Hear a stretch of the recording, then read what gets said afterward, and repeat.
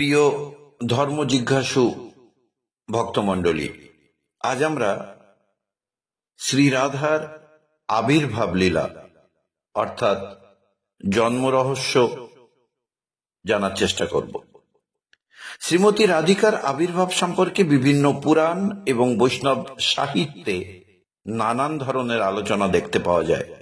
তবে গুরুত্বপূর্ণ কিছু উৎস থেকে তার আবির্ভাব লীলা অতি সংক্ষেপে বর্ণনা করার চেষ্টা করছি। বৈষ্ণব মহাজন শ্রীল অভিরাম দাস গোস্বামী তার গোবিন্দ বিজয় কাব্যগ্রন্থে শ্রী রাধার আবির্ভাব সম্পর্কে বলেছেন, ব্রহ্মা বহুদিন ধরে একটি বাঁশি তৈরি করেন, এতে 9টি ছিদ্র রাখেন এবং সেগুলোতে নববীজ অর্থাৎ নববিধা ভক্তি রোপণ করে গোবিন্দকে সমর্পণ করেন। বহুদিন ব্যাপী গোলক বৃন্দাবনে গোবিন্দ ওই বাঁশি বাজাতেন। একসময় পৃথিবীর ভার লাঘবের জন্য তার ইচ্ছা হলো। তখন চিন্তা করলেন ধরণীতে গিয়ে কি বিলাস করবেন। এজন্য নিজের শরীর মন্থন করে রাধাকে সৃষ্টি করে তার আগে ধরণীতে যেতে বললেন। রাধা বললেন, তুমি যে পরে আসবে তার নিশ্চয়তা কি? তখন গোবিন্দ ওই বাঁশি রাধাকে দিয়ে বললেন, এটি গুপ্তভাবে রাখবে, আমি এসে এটি দ্বারা লীলা করব, আর এই অবসরে তুমি নিজের শক্তি দ্বারা অসংখ্য গোপী সৃষ্টি করবে। পরে অগ্রভাগ বেণু পর্ব ছিল, লক্ষাব্দ বসিয়া ব্রহ্মা বংশী নির্মাইল, নবরন্ধ্রে নববীজ করিয়া রোপণ, ভক্ত হইয়া গোবিন্দে করিল সমর্পণ। বীজাদি পুরুষ ব্রহ্ম গোলকের প্রতি, চিরকাল ছিলা বংশী গোবিন্দ সংহতি। গোবিন্দ মুখারবিন্দ অমৃতের পানে, গোপীর মহিমা গুণ করিয়াছে গানে। বৃন্দাবন বিহারিতে ভার অবতারণে, অবতার ইচ্ছা কইলা দেবনারায়ণে। যদি চিন্তা কইল বৈকুণ্ঠের মাঝে, ধরণী যাইব সত্য ধরণীর কাজে। কি লইয়া বিহরিব হাস্য পরিহাস, সেই কালে আত্মারাম করিল প্রকাশ। আত্মা মথন কইল মুকুন্দ মাধব, তাহাতে জন্মিলা এক অনয়া রাধব। তারে আজ্ঞা কইল তুমি আগে যাহ ব্রজে, পশ্চাৎ আসিব আমি দেবতার কাজে। তবে সেই মহালক্ষ্মী কন কর পুটে, ধরণী যাইবে নাথ প্রত্যয় কি বটে। তবে সেই মুরলী মুকুন্দ লইয়া করে, সমর্পিল সেই বংশী অনয়ার তরে। রাখিবে গুপ্তে বংশী যাবত না যাই, চিনিয়া লইব বংশী তোমা সবা ঠাঁই। বৃষভানু আদি করি আবির মণ্ডল, তাহাই জন্মিলা গিয়া লক্ষ্মী যে সকল।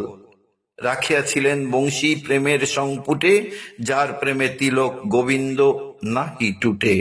এইরূপে দুই সে পরম রত্ন আসি, বৃষভানু ঘরে দুহে পরম প্রকাশী।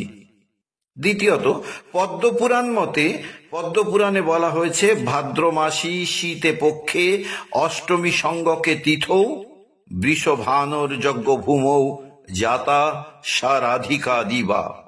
অর্থাৎ শ্রীমতী রাধিকা ভাদ্র মাসের শুক্লপক্ষের অষ্টমী তিথিতে বৃষভানু রাজার যজ্ঞভূমিতে দিনের বেলায় আবির্ভূতা হন। আরো বিস্তৃতভাবে বললে তিনি শ্রী বৃন্দাবনের রাভেল নামক গ্রামে কীর্তিদা সুন্দরী এবং শ্রী বৃষভানু রাজার দুহিতা রূপে ভাদ্র মাসের শুক্লপক্ষের অষ্টমী তিথিতে সোমবার দুপুর বেলায় সর্বাধিক আলোকিত করে আবির্ভূতা হন।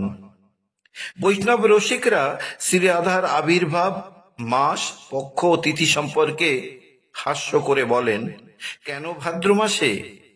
সিংহ লগ্ন বলে? শুক্লপক্ষে কেন? তপ্ত কাঞ্চন বর্ণা হবেন বলে? কেন অষ্টমী তিথিতে?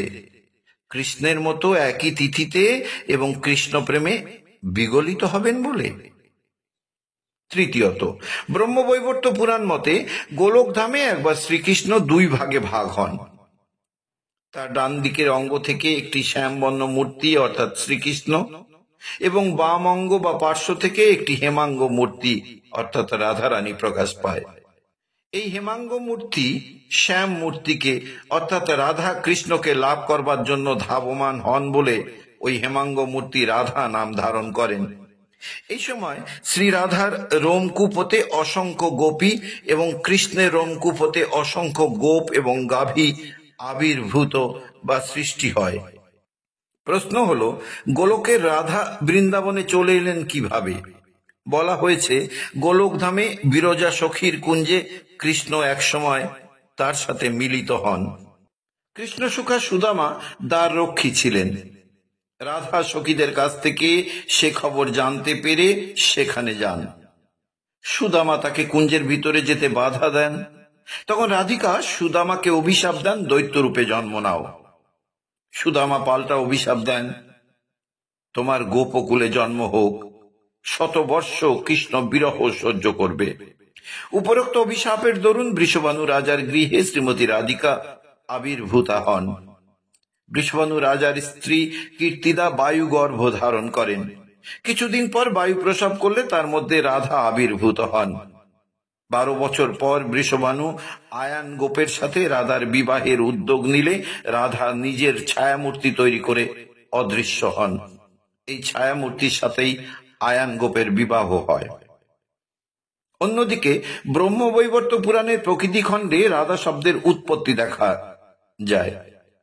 রা শব্দ উচ্চারণাৎ ভক্ত ভক্তিং মুক্তিঞ্চরাতিশ, ধা শব্দ উচ্চারণ নৈব ধাবত্যেব হরে পদম। অর্থাৎ রা শব্দ উচ্চারণ করলেই ভক্তি মুক্তি সঞ্চারিত হয়, আর ধা শব্দ উচ্চারণ করলে শ্রীহরির পদ লাভ হয়।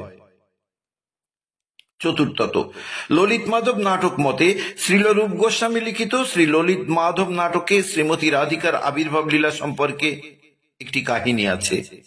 হিমালয় পর্বত শিবকে নিজের কন্যা গৌরীকে দান করে খুব গর্বিত হন। হিমালয়ের সাথে প্রতিযোগিতার জন্য বিন্ধ্য পর্বত কন্যা কামনা করে ব্রহ্মার তপস্যা করেন। তার তপস্যায় প্রীত হয়ে ব্রহ্মা বর দেন যে সে 2টি অতি গুণময়ী কন্যা সন্তান লাভ করবে। এই কন্যাদ্বয়ের পতি এমন একজন হবেন যিনি দেবাদিদেব মহেশ্বরকে পর্যন্ত পরাজিত করতে সমর্থ হবেন, অর্থাৎ বিন্ধ্যের মনোবাসনা পূর্ণ হবে।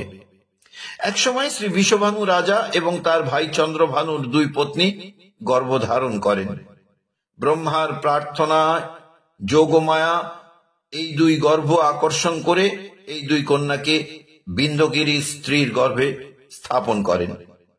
এদিকে শ্রী বৃন্দাবনে যেসব অসাধারণ ছেলে ও মেয়েরা জন্ম নিচ্ছিল তাদেরকে অপহরণ করার জন্য কংস পুতনা রাক্ষসীকে নিয়োজিত করে। সে তাদেরকে হত্যা করতে চেয়েছিল, কারণ দেবকী কন্যা দেবী অষ্টভুজা কংসকে বলেছিলেন যে উত্তম মাধুর্য মণ্ডিতা অষ্টমহাশক্তি রাধা, চন্দ্রাবলী, ললিতা, বিশাখা, পদ্মা, শৈব্যা, শ্যামা এবং ভদ্রা একসময় পৃথিবীতে আবির্ভূত হবেন। এই অষ্টমহাশক্তির মধ্যে আবার 2 বোন বিশেষভাবে গুণবতী এবং যুথেশ্বরী হবেন। এরা হলেন শ্রী রাধা এবং চন্দ্রাবলী। বিন্ধ্য পর্বতের গৃহে এই 2 কন্যা আবির্ভূত হন। তখন পুতনা রাক্ষসী তাদেরকে অপহরণ করে পলায়নকালে বিন্ধ্যাচলের পুরোহিত রাক্ষস নাশক মন্ত্র উচ্চারণ করলে সে ভীত হয়ে পড়ে। ওই অবস্থায় তার হাত থেকে প্রথমা বোন চন্দ্রাবলী বিদর্ভ দেশ প্রবাহিনী স্রোতে পতিত হয়। বিদর্ভের রাজা ভীষ্মক তাকে পেয়েছিলেন। আবার পৌর্ণমাসী পুতনা রাক্ষসীর কোল থেকে রাধা, ললিতা, ভদ্রা, শৈব্যা ও শ্যামা এই 5 কন্যাকে পেয়েছিলেন। পরে তিনি এই মাধুর্য মণ্ডিতা 5 কন্যাকে গোপীদের মধ্যে ভাগ করে দেন। বিশাখা পুতনার কোল থেকে পড়ে যমুনার জলে ভেসে যাচ্ছিলেন। আয়ান গোপের মা জটিলা তাকে পেয়েছিলেন। অপর উৎস ও আলোচনা মতে শ্রী রাধার জন্ম বৃত্তান্ত সম্পর্কে কিছু গৌণ আলোচনা আছে, তবে সব বক্তব্য সঠিক নয়। বড়ুচণ্ডীদাসের শ্রীকৃষ্ণ কীর্তন গ্রন্থে দেখা যায়, কৃষ্ণের সন্তুষ্টির জন্য দেবতাদের অনুরোধে লক্ষ্মী গোকুলে সাগর গোয়ালার পত্নী পদ্মার গর্ভে জন্মালেন। তার বিবাহ হল নপুংসক আয়ান ঘোষের সঙ্গে। কান্নাজির সম্ভোগ কারণে লক্ষ্মীকে বুলিল দেবগণে, আল রাধা পৃথিবীতে কর অবতার, স্থির হউ সকল সংসার আল রাধা। তে কারণে পদুমা উদরে উপজিলা সাগরের ঘরে, তিন ভুবন জন্মহিনী। কিন্তু আমরা জানি গোকুলে বৃষভানু রাজার দুহিতা হলেন রাধা। শ্রীকৃষ্ণ কীর্তন গ্রন্থে বড়ু চণ্ডীদাস রাধাকে অতি সাধারণ গোয়ালিনী বধূ হিসাবে উপস্থাপন করেছেন। এখানে বৈষ্ণবদের অপরাপর গ্রন্থের মতো রাধা রাজ ঐশ্বর্য লীলা নন, একেবারে মধ্যযুগীয় সহজিয়াদের মনের মতো বর্ণিতা তিনি, যা কোনো ক্রমেই গ্রহণযোগ্য নয়। কিছু তন্ত্রশাস্ত্রে রাধাকে পরমা প্রকৃতি আদ্যাশক্তি রূপে বিবেচনা করা হয়েছে। ভগবান নাকি সামান্য শিশুর মতো একসময় সমুদ্রের জলতরঙ্গে শায়িত ছিলেন। তিনি সে সময় পরাশক্তি পরমোত্তমা রাধার দ্বারা পালিত হন।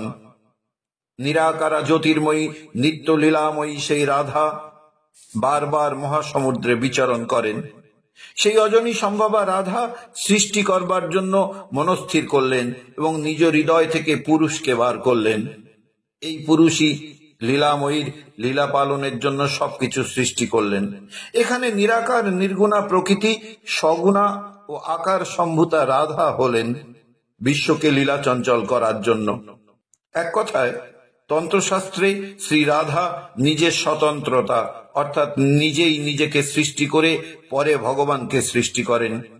এসব কথা বৈষ্ণব শাস্ত্রের একান্ত বিরোধী, মনে রাখতে হবে। শ্রী রাধা হলেন পরমেশ্বর ভগবানের লাদিনী শক্তি। তার তুলনা তিনি নিজেই। জীব উদ্ধারই তার কাজ, সে কাজ তিনি তার পুরুষ প্রধান কৃষ্ণের মাধ্যমেই করান। বহু বহু পূর্বেই শ্রী রাধার আবির্ভাব সঘন করুণাময়ী রূপে। শ্রী জয়দেবের শ্রীগীত গোবিন্দ, লীলাসুখ বিল্লমঙ্গলের শ্রীকৃষ্ণ কর্ণামৃত, বড়ু চণ্ডীদাসের শ্রীকৃষ্ণ কীর্তন ইত্যাদি গ্রন্থে রাধা কৃষ্ণ লীলার বর্ণনা পাওয়া যায়। কিন্তু তারও অনেক আগে শ্রী রাধা প্রক্ষিপ্তভাবে বিভিন্ন ভক্ত কবির শ্লোকে আংশিকভাবে ধরা দেন। ভারতের অন্ধ্রপ্রদেশের সাতবাহন রাজা হালের সংকলিত গাথা সপ্তশতীতে রাধা নাম উদ্ধার করেন পায়রি রশ্মি নামক এক কবি। সেখানে কবি বলেছেন, হে কৃষ্ণ, তুমি ফু দিয়ে শ্রী রাধার নেত্র থেকে ধূলিকণা বার করে দিয়ে আর সব সমবেতা গোপীদের গৌরব চূর্ণ করলে। এই গাথা সপ্তশতীতে বৃন্দাবন লীলা এবং গোপবধূদের সঙ্গে কিশোর কৃষ্ণের পরকীয়া প্রেম কাহিনী বর্ণিত হয়েছে নানাভাবে। শ্রীমদ্ ভাগবতে রাধা নেই বলে জড়বাদী সমালোচকেরা প্রচার করলেও শ্রীল রূপ গোস্বামী ভক্তিযুক্ত সূক্ষ্ম তর্ক বিচারে প্রমাণ করেন ভাগবতে রাধা আছেন। শ্রীমদ্ ভাগবতে অনয়ারাধিত নূনং ভগবান হরিশ্বর জন্য বিহায় গোবিন্দ প্রীত জামনয়দ্রোহ। অর্থাৎ এই গোপীজন দ্বারা নিশ্চয়ই ভগবান হরি আরাধিত হয়েছেন বলেই তিনি আমাদের মতো গোপীদের ছেড়ে মহা আনন্দে তাকে গোপন স্থানে নিয়ে গেছেন। এই অনয়ারাধিত অংশে শ্রীলরূপ গোস্বামী সহ অপরাপর বৈষ্ণব মহাজনেরা শ্রী রাধার সন্ধান পেয়েছেন। একাদশ শতকের বিদ্যঙ্করের লিখিত সুভাষিত রত্নকোষ গ্রন্থেও রাধা আছেন। কিছু তন্ত্রে রাধার উল্লেখ আছে। তন্ত্রমতে শ্রী রাধা পরমা প্রকৃতি এবং আদ্যা শক্তি। বৈষ্ণব শাস্ত্রের আলোকে বলা যায়, আরাধনার দ্বারা কৃষ্ণের সকল প্রকার সত্তা পূরণ করেন বলেই তার লাদিনী শক্তি রাধা নামে পরিচিতা। আনন্দবর্ধন নবম শতকের একজন অলঙ্কার শাস্ত্রবিদ ছিলেন। এর ধন্যালোকের একটি শ্লোক রাধা কৃষ্ণকে নিয়ে রচিত। দশম শতকের একজন কবি ছিলেন ত্রিবিক্রম ভট্ট। তার নলতম্পুতে রাধা ও কৃষ্ণের কথা আছে। শিক্ষিত বৈদগ্ধ কলাপ রাধাত্মিকা পরম পুরুষ মায়াবিনী কৃত কেশী বধে রাগং বয়াতি। অর্থাৎ কেলিকলা কুশলী রাধা পরম পুরুষ মায়াময় কেশী হন্তার প্রতি অনুরক্তা। বুদ্ধের উপাসক বিদ্যাকরের সংকলিত বিভিন্ন শ্লোকের মধ্যে একটি শ্লোকে দেখা যায় বিরহিণী রাধা সখীদের দ্বারা বিভিন্ন স্থানে কৃষ্ণের খোঁজ নিচ্ছেন, কিন্তু পাওয়া যাচ্ছে না। ঐতিহাসিকভাবে দেখা যায় শ্রী জয়দেব গোস্বামীর শ্রী গীত গোবিন্দেই সর্বপ্রথম সন্ধান পাওয়া যায় শ্রী রাধার বিরাটত্ব। সেখানে পুরুষোত্তম কৃষ্ণ লালিত, পালিত এবং বিনিন্দিত। রাধা শুধু ব্রজ নারী নন, তিনি কৃষ্ণকে বিশ্ব কাজের জন্য প্রেরণা শক্তিদাত্রী। কৃষ্ণ রাধার কাছে চিরবন্দী, অন্তরার সাথে অন্তরের সংহতি জয়দেবের শ্রী রাধা। তাই শ্রীগীত গোবিন্দের এক স্থানে শ্রীল জয়দেব লিখেছেন, কংসারীরপি সংসার বাসনাবদ্ধ শৃঙ্খলাম রাধা মাধায় হৃদয়ে তত্ত্যাজ ব্রজ সুন্দরী। রাধাহীন কৃষ্ণ অনর। রাসলীলা হলো রাধা কৃষ্ণের অপাকিত লীলা, তার পরিচালক কৃষ্ণ, কিন্তু রাধাহীন কৃষ্ণ সেখানে অনর। পরমেশ্বর ভগবানের অন্তরঙ্গা শক্তি তিন ভাগে বিভক্ত, সন্ধিনী, সম্বিত ও লাদিনী। সমগ্র চিৎ জগৎ প্রকাশ হয়েছে সন্ধিনী শক্তির ভিত্তিতে। সম্বিত হলো শ্রীকৃষ্ণের জ্ঞান শক্তি।